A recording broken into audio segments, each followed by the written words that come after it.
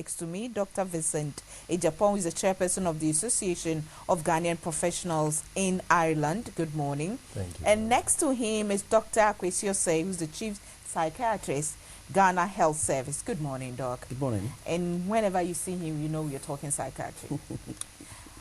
How are we doing as a country in terms of psychiatry? Well, I'm happy that at long last our bill has been laid in Parliament. Right. And as I keep saying, to me, that is a solution to our numerous problems in mental health. If that one gets passed, then we are on course. If it does not get passed, then that is too bad. So generally, we are hopeful and we are on course. Okay. Dr. Agyapong, I'll come to you, but I hardly get him, so let me just push him a bit, you know. But for the many years you've been talking and advocating and agitating, do you think as a people we are getting to understand that mental health should not be something that we should be afraid of or shy away from? I think we are getting there, but quite slowly, I must say. I say we are getting there because it's not unusual these days for somebody to come to the psychiatric hospital and say, "Doc, I'm having this funny feeling, or I read this in the papers, or I heard this on the radio, or I saw this on the television, and I think my situation might be like that. What do you think?" And that's encouraging. Again, now you can walk into the psychiatric hospital and come out without anybody thinking that you are a patient yourself. In the past, you came there and you went out, the first question is there something wrong? Yeah. So I think we are getting there. The awareness is coming, but it's been quite slow. It's slow. The fact that it's slow is, for instance, about a week or so ago, a woman was burnt to death. Yeah, an elderly woman. Elderly woman was burnt to death. Because she's supposed to be a witch. And if you listen to what happened, this woman probably had dementia, Right. which made her lose her memory. Yeah. And the relatives themselves did not realize it because they thought there was everything fine with her until eventually they say, oh, the only thing wrong was forgetfulness. Right. But that is a crucial sign of dementia. This woman has been killed unnecessarily. If the awareness were there, they would have recognized that there is something wrong and we should not just stigmatize her and call her, Just take give her her names. to the psychiatrist. So the awareness is coming up, but it's quite slow, and that is not too good. Well, Dr. Agyapong, the man has said it himself. Our situation here is coming, but it's quite slow. Is that why you want to organize this debate, to see how up-to-date our professionals are themselves? Well, you touched on the subject of stigma, and stigma does not only affect the patients who visit the psychiatric hospital, it affects the professionals who work in the psychiatric hospitals themselves. Many young doctors would prefer to specialize in obstetrics and gynecology and other flashy specialties. And really, we feel that there is a need for us to change the perception of the general public as well as the perception of young doctors about training in mental health. Right. So, I mean, coming from outside, we feel that there are things which are done there which help students to become interested in psychiatry as a career option, which we could bring to Ghana to help change the situation as well. Right. So this is only one of several initiatives we are hoping will be implemented in Ghana, hopefully with the support of Dr. Osei, the ministry, the government, to encourage Dr. many Agyapong, young... you see, you have a huge task to do that, because not only are you talking about stigma, you're talking about motivation, you're talking about incentives. I know that where you are coming from, Ireland and United Kingdom, when somebody is working in such a specialized area, not only is he or she respected, the person earns a little bit more. Absolutely. A lot more. But here, ask the doctor, say his salary, and the nurses there, how much they are being paid and all that. It's a very huge task you're taking on. That's why I mentioned about collaboration with government, with the ministry. I believe that the government should come to the realization that this is actually a crisis area. I've been communicating with Dr. Osei from my base in Dublin, and I understand, for example, that he's the only psychiatrist in the Accra Psychiatric Hospital, and there are about 2 or 3 other trainees working under him with about 1,000 patients. I mean, it's impossible to render any quality service under those circumstances. Right. In any parts of the developed world, you would have not less than about 100 psychiatrists working in an institution like that. So really, I mean, these are national heroes working under very difficult circumstances. And I believe the government needs to come to the realization that this is a national crisis we have on our hands. We're talking about wanting to achieve Development Millennium Goals, Vision 2020. We cannot achieve any of these things if we are not able to take care of the most vulnerable in our society, those with mental health difficulties. So I believe the government needs to come to the realization that mental health needs not only to be revitalized, but it needs a very radical revamp in order to bring it to any appreciable level and achieve some international respect for the country. Okay. So what form is this debate going to take? Who are going to be involved? There are 2 medical schools. Eventually, currently we have 4 medical schools in the country. Okay. Cape Coast, Tamale, Accra, Kumasi. For now, this has been the first one, the Maiden one. We are starting with Accra and Kumasi. Okay. So you'll have 2 representatives from each school. And they are debating on the topic, why mental health should be considered a priority in a developing nation like Ghana. We say it's a debate. Said that one, even I can debate that. Thank you. So both schools are speaking to the topic. Right. It's not like one speaking against, because as you say. But the question is, to what extent can one deliver the points? Right. Okay. So your delivery, and actually it's also not simply just the topic per se, it's also to develop some public speaking kind of trait characters in them. Right. So your delivery, the content, these are the things you are looking at. And then by and by, gradually, it will get them to be interested. So the 2 schools will be there, and they'll have their supporters, and each one will present maybe 10 minutes, then the other comes in, then 10 minutes the other, and then there'll be panelists to judge, to see which school actually won. Okay. And beautiful prizes are there for them, and I'm sure Dr. Agyapong will talk about them. what is at stake for them?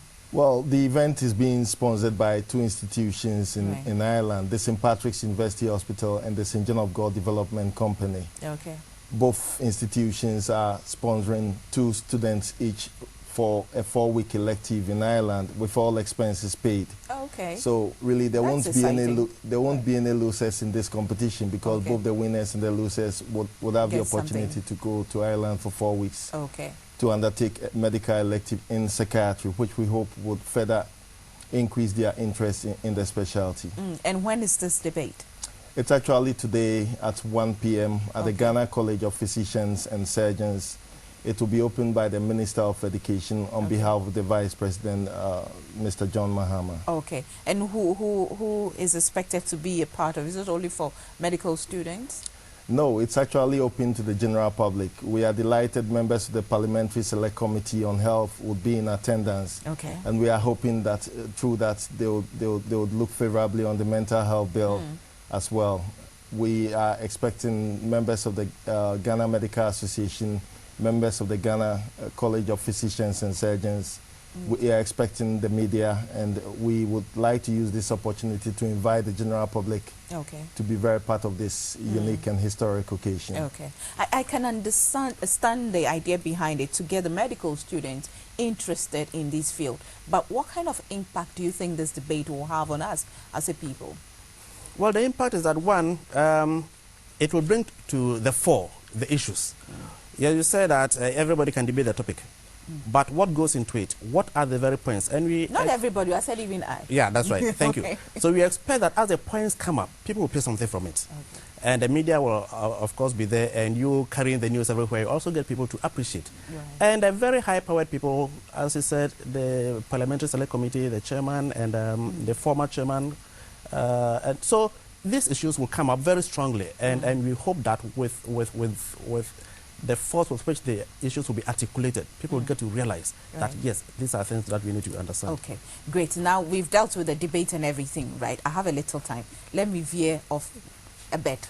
Now that I'm still staying with mental health, do we even understand the difference between a psychiatrist and a psychologist? Because even when you go to see a psychologist, or you are advised to go and see a psychologist, people think that you are insulting that why should I go and see? Going to see a psychiatrist is bad enough, but seeing a psychologist is a problem. Well, often it's the other way around. Elsewhere, one psychiatrist is by definition medically trained. He is already a medical doctor who has gone further to learn about the disorders of the mind and how to diagnose, how to treat, and how to manage these issues. And therefore, he uses medication in addition to other modalities. A psychologist is not necessarily medically trained. There are some psychologists who actually were medical doctors and they went further, but you don't have to be medically trained. And so they are, because they are not medically trained, they don't use medicines, they don't use drugs. So theirs is more like talking to, so to speak. And again, psychiatrists, also it looks like you must have had mental illness, so to speak, even though you don't have to have had mental illness, because we can also prevent. But psychologists looks at the broader issue. Indeed, psychology, there are different aspects of psychology. And that's why I say those that are within health, the clinical psychologists, because there are industrial psychologists, educational psychologists, and whatnot. But the clinical psychologist does not use medicines as against the psychiatrist. So fundamentally, that is the main difference. But otherwise, they work a lot. But again, the point I want to make is that because we don't only look at, we don't only wait for you to get mentally ill before you attend to you. Promoting mental health is part of the job. And so if you say go and see the psychiatrist or the psychologist, it does not mean that you are necessarily mentally ill. And again, even if you say you are mentally ill, it does not necessarily mean that you are mad. Because I know in some countries, it's even promoted or advised that every year you must make a point to see a psychiatrist or a psychologist, you know, for your own good health. That is it. And again, as the awareness comes up, these are the issues we expect the public to understand. Okay. Now, final word, Dr. Agyapong, how do we deal with stigma when it comes to mental health? I think stigma has been an old age problem, not only for Ghana, it's been around in the developing world, the developed world as well, but they've been able to deal with it. And really, I believe there are a lot that the profession itself needs to do. There's a lot that government needs to do. There's a lot that civil society need to do. If you come to the developed world, I mean, you'll be surprised that multi-millionaires come to see psychiatrists, okay? There are some people, you know, governments, ministers of state, you know, presidents, very top people in Ghana that might even be experiencing mental health difficulties. Because of stress, and if these, their job load and everything. Yeah, and if these people could become ambassadors of mental health, it could go a long way to reduce the stigma. Because, for example, if somebody gets to know that even this person occupying this high position also has this problem, then they would not themselves feel ashamed of going to seek solution when they have a similar problem. But the problem we have here is that those at the top, they go quietly to seek assistance from a psychiatrist. They call Dr. Said to their homes. Yeah. And that's not helping with the fight against stigma. Right. I wish we had more time, and I know that people at home watching are itching to ask more questions, but maybe at the appropriate time we'll have, you know, time to, because we recently had International Day for Persons with Disabilities, and this falls under that, so we could. But thank you very much. Debate is today at 1 p.m. at the Ghana College of Physicians. Yes, it's not too far from here, near the Liberation Circle. So you be a part of it, and let's learn about, you know, psychiatry. So we take a break. When we come back, we'll be doing some more talking.